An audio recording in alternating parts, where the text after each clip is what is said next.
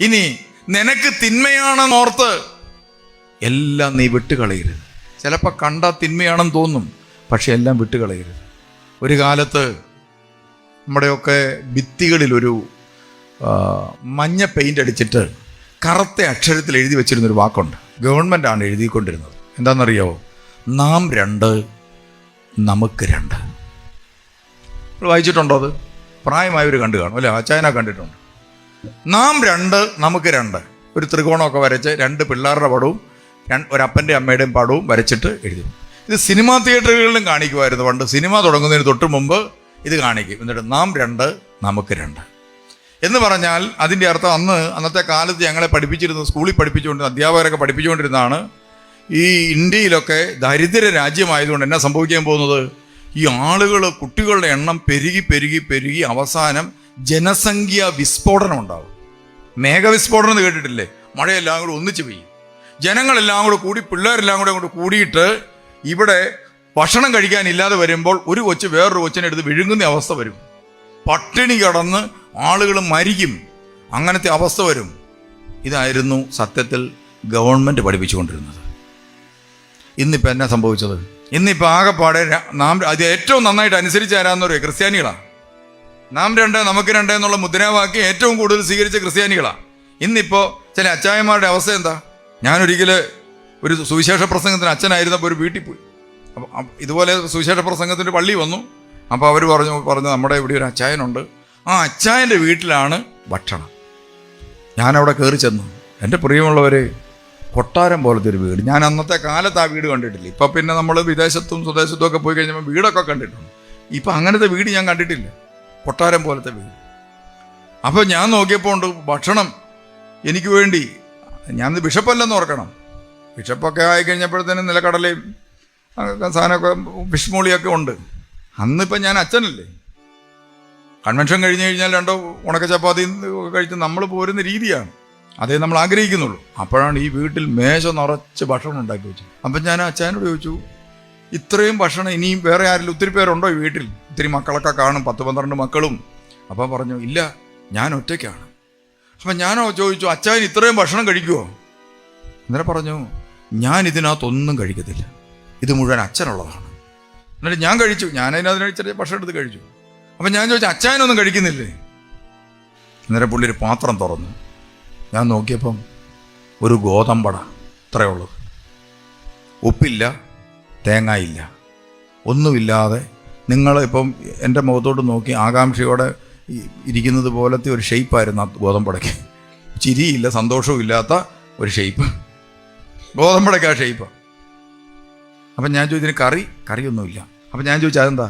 Sugar, pressure, cholesterol, ഹാർട്ടിന് അസുഖമുണ്ട്. എന്നിട്ട് ഒരു കൂട്ടം ഗുളിക. ആ ഗുളിക കഴിക്കായിരുന്നു, ഈ ഗോതമ്പട കഴിക്കേണ്ട കാര്യമില്ല, അത്രയും ഗുളികയുണ്ട്. അപ്പം ഞാൻ ചോദിച്ചു, അച്ചായൻ്റെ മക്കൾ ഒരാൾ അമേരിക്കയിലാണ്. അവൻ രാത്രിയിൽ വീഡിയോ കോൾ വിളിച്ചു. എന്നിട്ട് ചോദിച്ചു, അച്ചായൻ ഭക്ഷണം കഴിച്ചോ? ഗോതമ്പട ഒന്ന് കാണിച്ച്, പൊക്കി കാണിച്ച്. ആ മതി, കഴിച്ചോ. കൃത്യ അളവിൽ 50 ഗ്രാം ഗോതമ്പ് അത് കഴിക്കണം. അത് കഴിഞ്ഞ് അച്ചായൻ എന്നെ ഒരു മുറിയിലേക്ക് കൊണ്ടുപോയി കിടത്താൻ, വലിയൊരു കട്ടിൽ. അപ്പം ഞാൻ വളരെ പാടുപെട്ട് ഇതേ പൊങ്ങിക്കേറി, കാരണം അത്രയും ബെഡിന് ഇത്രയും പൊക്കമുണ്ട്. നിങ്ങൾ കണ്ടിട്ടുള്ള ബെഡല്ല, ഇത്രയും കട്ടിയുള്ള ബെഡാണ്. ഞാൻ അതിലോട്ട് കയറി കിടക്കുകയും കുറച്ച് നേരത്തിന് എന്നെ കണ്ടില്ല, കാരണം അതിനടിയിലോട്ട് പോയി. കുറച്ച് നേരം കഴിഞ്ഞ് പൊങ്ങി വന്നു. ഞാൻ ഒരു തരത്തിൽ, എനിക്ക് നടുവിന് പ്രശ്നമുള്ള ആളാണ്. ഞാൻ പെട്ടെന്ന് ചാടി എഴുന്നേറ്റ്. എനിക്കിതേ കിടക്കാൻ പറ്റത്തില്ല. ഞാൻ ചാടി എഴുന്നേറ്റ് ഞാൻ ചോദിച്ചു, അച്ചായൻ എവിടെയാണ് കിടക്കുന്നത്? അപ്പോൾ അച്ചായൻ്റെ മുറിയിലേക്ക് ഞാൻ അച്ചായനെ കിടത്തിയിട്ട് എനിക്കിവിടെ വന്ന് നിലത്തെങ്ങാനും കിടക്കണം. അതിന് ഞാൻ അച്ചായനെ കൂട്ടിക്കൊണ്ട് അവിടെ ചെന്നപ്പോൾ ഉണ്ട് ഒരു പലക നിവർത്തിയിട്ടുണ്ട്. ഞാൻ ചോദിച്ചു, എന്ത് പലകയാണ്? ഇതാണ് നെല്ലിപ്പലക എന്ന് പറയും. ഇപ്പോൾ കിട്ടാനില്ല. വലിയ കട്ടിൽ കിടപ്പുണ്ട്, അതേ കിടക്കാൻ മേല. ഇപ്പുറത്ത് പലകയിൽ ഒരു തലേണയും വെച്ച് പുള്ളി കിടപ്പുണ്ട്. മക്കളാരും കൂടെയില്ല. ഞാൻ ചോദിച്ചു, അച്ചായൻ മരിച്ചാൽ അന്നേരം എവിടെയായിരിക്കും ശവടക്കുന്നത്? അച്ഛനോടൊക്കെ പറഞ്ഞിട്ടുണ്ടോ? എന്നാൽ പറഞ്ഞു, മക്കൾ വരികയാണെങ്കിൽ അവരുടെ ഇഷ്ടത്തിനനുസരിച്ച് എവിടെയാ നടക്കട്ടെ. സത്യത്തിൽ ഇത് ഇന്ന് നമ്മുടെ മൂവാറ്റുപുഴയിലെ 10 വീടെടുത്താൽ ചിലപ്പോൾ ഒരു വീട്ടിൻ്റെ അവസ്ഥ ഇതാ. തിരുവല്ല ഭാഗത്തേക്ക് പോയി 5 വീടെടുത്താൽ ഒരു വീടിൻ്റെ അവസ്ഥ ഇതാ. കോട്ടയത്ത് നമ്മളൊരു 10 വീടെടുത്താൽ 3-4 വീടിൻ്റെ അവസ്ഥ ഇതാ. നാം 2, നമുക്ക് 2. വിസ്ഫോടനം നടന്നല്ലോ. എന്നിട്ട് ഇപ്പോഴത്തെ അവസ്ഥ എന്താ? ഇപ്പോൾ നമുക്ക് എന്തെങ്കിലും ഒരു ഭക്ഷണം ഉണ്ടാക്കണമെങ്കിൽ ആര് വേണം? ബംഗാളി. ഇന്നും രാവിലെ ഇന്ന് ഞായറാഴ്ച, ഇന്നലെ രാവിലെ 2 ബംഗാളികളെ വിളിച്ച് വാഴയ്ക്ക് തടയെടുക്കാൻ വിട്ടിട്ട് ഞാൻ വരിക. നോക്കിയപ്പോൾ ഉണ്ട് വാഴയെല്ലാം കൂടെ ഒരു 3 വാഴ പറിച്ച് നിലത്ത് വെച്ചിട്ടുണ്ട്. അവനോർത്തെന്താണ് ഈ വാഴ പറിക്കാനാണ്. അവനോട് ഹിന്ദിയിൽ എൻ്റെ തമിഴ്നാട്ടുകാരനായ നമ്മുടെ ജോലിക്കാരൻ ഹിന്ദിക്കാരനോട് സംസാരിച്ചപ്പോൾ അവനോർത്തെന്താണ് ഈ വാഴ ചുവടെ പറിക്കാനാണ്. അവൻ പറിച്ചവിടെ വെച്ചിട്ടുണ്ട്. ഇവിടെ വന്നപ്പം സത്യത്തിൽ മൂവാറ്റുപുഴ എന്ന് പറയുന്ന ഒരു അനുഗ്രഹീത സ്ഥലമാണ്. ഇവിടെ വന്നപ്പോൾ തിരുമേനി പറയുകയാണ്, ഇവന്മാരെല്ലാം അച്ഛനാകാനുള്ളത്. പീക്കിരിക്ക പോലെ ഒത്തിരി എണ്ണം തെപ്പുണ്ട്. ഞാൻ ആ കോട്ടയം പരിസരത്ത് മൈക്ക് വെച്ചത്, ഇതിനേക്കാൾ വലിയ സൗണ്ടുള്ള മൈക്ക് ഇത് വെച്ചിട്ട് വൈദികരാകാൻ ആഗ്രഹിക്കുന്ന കുഞ്ഞുങ്ങളെല്ലാം ഇങ്ങോട്ട് വരണമെന്ന് പറയുമ്പോൾ അവന്മാർ ഇറങ്ങി അതിലൂടെ ഓടുന്നതാണ്. വാഴ വെക്കാൻ നമുക്ക് ബംഗാളി നാളെ കൊണ്ടുവരാം. അച്ഛനാക്കാൻ ബംഗാളി നാളെ വിളിക്കാൻ പറ്റുമോ? ജനസംഖ്യാ വിസ്ഫോടനം. മടങ്ങുന്ന നാട്ടിൽ കുഞ്ഞുങ്ങളില്ലാതായി. പള്ളികളിൽ കുർബാനയെല്ലാം അച്ഛന്മാരില്ലെന്ന്. പ്രായമായ അച്ഛന്മാരെയൊക്കെ വെച്ച് 75-80 വയസ്സൊക്കെ ഉള്ള അച്ഛന്മാരെ വെച്ചാണ് ഇപ്പം ഞാൻ ഇടുക്കിയിൽ പ്രായമായ അച്ഛൻ റിട്ടയർഡായിട്ടും കുർബാനയിലേക്കൊണ്ടിരിക്കുക. കാസായും വിലാസം എടുത്ത് പകുതി വന്നു കഴിയുമ്പോൾ എല്ലാം മറന്നു പോകും. അപ്പോൾ പിന്നെ എന്ത് ചെയ്യണം? വേറെ ആൾ വന്ന് ഇടയ്ക്കിടയ്ക്ക് പറഞ്ഞു കൊടുക്കണം. ഇതാണ് അവസ്ഥ. പ്രിയമുള്ളവരെ, നമ്മളെ ലോകം കബളിപ്പിക്കുകയാണ്. അതുകൊണ്ട് ലോകം പറയുന്നത് നമ്മൾ അത്രയും കൊണ്ട് വിശ്വസിച്ചിട്ട് കാര്യമില്ല. ദൈവം എന്തു പറഞ്ഞു എന്നതാണ് വിശ്വസിക്കേണ്ടിയിരുന്നത്. അന്നും ബൈബിളിൽ ദൈവം എഴുതി വെച്ചിരുന്നത് എന്താണ്? നീ ഭൂമിയിൽ പെറ്റുപെരുകണം. ഇന്നും അന്നും ആ വാക്കിന് പ്രസക്തിയുണ്ട്. ഇന്ന് ലോകം വലവിരിച്ച് കാത്തിരിക്കുകയാണ്. എന്തിനാണെന്നറിയോ? ഇന്ത്യയിലെ ആളുകളെ കൊണ്ടൊന്ന് സമ്പന്നരാക്കാൻ വേണ്ടിയല്ല, നമ്മളെ കൊണ്ടുപോയി പണിയെടുപ്പിക്കാൻ വേണ്ടി. ഇന്ത്യയിലെ കുഞ്ഞുങ്ങളെ കൊണ്ടുപോയി ലോകത്തിൽ അവർക്കാർക്കും ആളില്ല. അതുപോലെ മനുഷ്യരില്ലാത്ത ഒരു ലോകത്തിലേക്ക് നമ്മൾ വന്നുകൊണ്ടിരിക്കുകയാണ്. കാര്യം സമ്പന്നതയൊക്കെ ഉണ്ടായി, പക്ഷേ മനുഷ്യരില്ല. അപ്പോ ദൈവം പറഞ്ഞു, അത്ര നല്ലതല്ലെന്ന് തോന്നിയ കാര്യം എന്തായിരുന്നു? നല്ലതായിരുന്നു. അതുകൊണ്ട് നല്ലതല്ലെന്ന് ലോകം പറഞ്ഞു, നമുക്ക് തോന്നി എന്ന കാരണം കൊണ്ട് നമ്മളെല്ലാം വിട്ടുകളയരുത് മകനെ. ഇതാ ദൈവം പറഞ്ഞത്. നിനക്ക് നല്ലതല്ലെന്ന് തോന്നി എല്ലാം കയറി വിട്ടുകളയരുത്. എൻ്റെ വാക്ക് നീ വിശ്വസിക്കണം. എൻ്റെ വാക്ക് നീ വിശ്വസിക്കണം. അങ്ങനെയാണെങ്കിൽ പണ്ടത്തെ കാലത്ത് 10 മക്കളുണ്ടെങ്കിൽ ഒരുത്തനെങ്കിലും വെള്ളം കൊടുക്കാൻ കാണുകയല്ലേ അടുത്ത്? ഒരുത്തനെങ്കിലും. ഇന്ന് ഒരിറ്റ് വെള്ളം കിട്ടി മരിക്കുമെന്ന് ആർക്കാ ബോധ്യമുള്ളത്? ഞങ്ങൾക്ക് പോലും ഇല്ല. ഞാൻ നിർബന്ധം പിടിച്ചിട്ട് കാര്യമുണ്ട്. എൻ്റെ കൂടെയുള്ള ഞാൻ പട്ടം കൊടുത്ത അച്ഛന്മാരെല്ലാം ഞാൻ ചാകാറാവുമ്പോൾ അല്ലെങ്കിൽ എനിക്ക് ഉടനെ ഹാർട്ട് അറ്റാക്ക് വരും.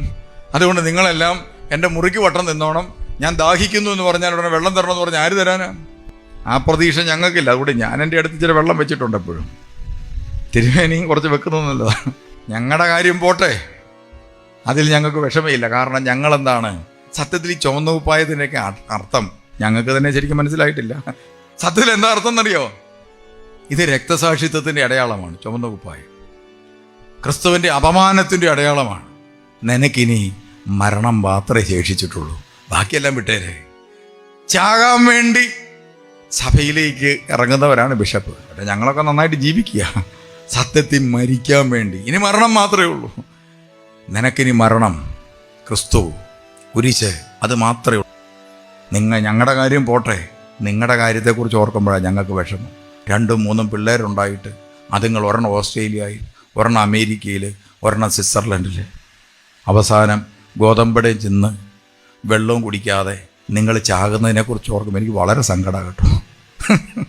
നിങ്ങളുടെ ഗതി അതോ ഗതി. അപ്പോൾ പ്രിയമുള്ളവരെ ഓർക്കുക. അതുകൊണ്ടാണ് കർത്താവ് പറഞ്ഞത്, നിനക്ക് നല്ലതെന്ന് തോന്നുന്നതിൻ്റെ പിന്നാലെ നീ പോകരുത്. നിനക്ക് തിന്മയാണെന്ന് ഓർത്തെല്ലാം നീ കളയരുത്. നിനക്കറിവാണെന്ന് തോന്നുന്നതിൻ്റെ അറിവിൻ്റെ പിന്നാലെ നമ്മൾ, അങ്ങനത്തെ അറിവുകളുണ്ട്. വളരെ വലിയ ഭോഷത്തരമാണ് ആ അറിവ്. അതുകൊണ്ടാണ് സഭാപ്രസംഗം പറഞ്ഞത്, മനുഷ്യന്റെ എല്ലാ പ്രശ്നങ്ങളും അവൻ്റെ തന്നെ സൃഷ്ടിയാണ്. അവൻ്റെ സങ്കീർണമായ പ്രശ്നങ്ങൾ അവൻ്റെ തന്നെ സൃഷ്ടിയാണെന്നാണ് ബൈബിൾ പറയുന്നത്. അതുകൊണ്ട് പ്രിയമുള്ളവരെ, നമ്മളായിട്ടുണ്ടാക്കിയ നമ്മുടെ സങ്കീർണ പ്രശ്നങ്ങൾക്കെല്ലാം കാരണം നമ്മൾ അഹിതമായത് പറിച്ച് തിന്നാൻ ആഗ്രഹിക്കുന്നു എന്നുള്ളതാണ്. ഇപ്പോഴും നിങ്ങൾ കൈ പൊക്കിയിട്ടിരിക്കുകയാണ്, മുറിക്കുന്നെങ്കിൽ ഒരു പീസ് പോരട്ടെ. അതുകൊണ്ട് ഇനി തിരുമേനി മുറിച്ച് തന്നാലും നിങ്ങൾ എന്ത് ചെയ്യരുത്? അരുതെന്ന് ദൈവം പറഞ്ഞ സാധനം ആര് മുറിക്കാമെന്ന് പറഞ്ഞാലും നിങ്ങൾ എന്ത് ചെയ്യരുത്? കഴിക്കരുത്. അങ്ങനെയാണെങ്കിൽ ഇതാ നമ്മളെ സംബന്ധിച്ചിടത്തോളം, ഒരു ക്രൈസ്തവനെ സംബന്ധിച്ചിടത്തോളം നമുക്ക് രണ്ട് വഴിത്താരയുണ്ട്. ഒന്ന് തിരുവചനത്തിൻ്റെ വഴിത്താരയും മറ്റൊന്ന് സ്വന്തം ഇഷ്ടത്തിനുള്ള ജീവിതയാത്രയും. നമ്മളൊക്കെ ഒന്ന് ആലോചിച്ച് നോക്കി, നമ്മുടെ ജീവിതത്തിൽ നമ്മളൊക്കെ ഒരു തീരുമാനമെടുക്കുമ്പോൾ നമ്മൾ ആരുടെ ഇഷ്ടമാണ് പാലിക്കുന്നത്? നമ്മുടെ എല്ലാ ഇഷ്ടവും ഓക്കെ ആണെങ്കിൽ പറയും, എന്നാ സ്വർഗസ്ഥനായ പിതാവേ, നിന്റെ രാജ്യം, നിന്റെ ഇഷ്ടം സ്വർഗത്തിലെ പോലെ വരണം, അല്ലേ? സത്യത്തിൽ നമ്മളൊക്കെ എന്തെങ്കിലും ആത്മാർത്ഥതയോടെയാണ് പ്രാർത്ഥിക്കുന്നത്. നമ്മൾ ഏതെങ്കിലും കാര്യത്തിന് ദൈവത്തിൻ്റെ ഇഷ്ടം നോക്കണം. അപ്പോൾ മകളുടെ കല്യാണം വന്നു, ദൈവത്തിൻ്റെ ഇഷ്ടം എന്താ നമ്മൾ നോക്കാറുണ്ടോ? നമ്മളങ്ങ് നോക്കുക. നമ്മൾ നമ്മുടെ ഇഷ്ടത്തിനനുസരിച്ച് എല്ലാം ഉറപ്പിച്ചേച്ച് പറയും, അന്ന സ്വർഗസ്ഥനായ പിതാവേ, നിന്റെ തിരുനാമം പരിശുദ്ധമാക്കണം, നിന്റെ രാജ്യം, നിന്റെ ഇഷ്ടം സ്വർഗത്തിലെ പോലെ. എന്ത് തീരുമാനമെടുത്താലും നമ്മുടെ ഇഷ്ടത്തിനനുസരിച്ചാണ് നമ്മൾ തീരുമാനമെടുക്കുന്നത്. ഇനി ദൈവത്തിൻ്റെ തിരിഹിതം അറിയാൻ നമ്മൾ നോക്കേണ്ട സ്ഥലം ഏതാ? ദൈവത്തിൻ്റെ തിരിഹിതമാണ് ദൈവവചനം. യേശു തന്നെ ഇതാ പറഞ്ഞു, മനുഷ്യൻ അപ്പം കൊണ്ടല്ല അപ്പൻ്റെ വാക്കുകൊണ്ടാണ് ജീവിക്കുന്നത്. അതുകൊണ്ട് ക്രിസ്തു പോലും, ദൈവമായവൻ പോലും ഭൂമിയിൽ വന്നപ്പോൾ അപ്പൻ്റെ ഇഷ്ടത്തിന് ജീവിതം സമർപ്പിച്ചു. അങ്ങനെയാണെങ്കിൽ ഇതാ നമ്മളെ സംബന്ധിച്ചിടത്തോളം, ഒരു ക്രൈസ്തവനെ സംബന്ധിച്ചിടത്തോളം നമുക്ക് രണ്ട് വഴിത്താരയുണ്ട്. ഒന്ന് തിരുവചനത്തിൻ്റെ വഴിത്താരയും മറ്റൊന്ന് സ്വന്തം ഇഷ്ടത്തിനുള്ള ജീവിതയാത്രയും. നീ എന്ത് ചെയ്യണം? അപ്പൻ്റെ വാക്കനുസരിച്ച് അപ്പന് വേണ്ടി ജീവിക്കാം.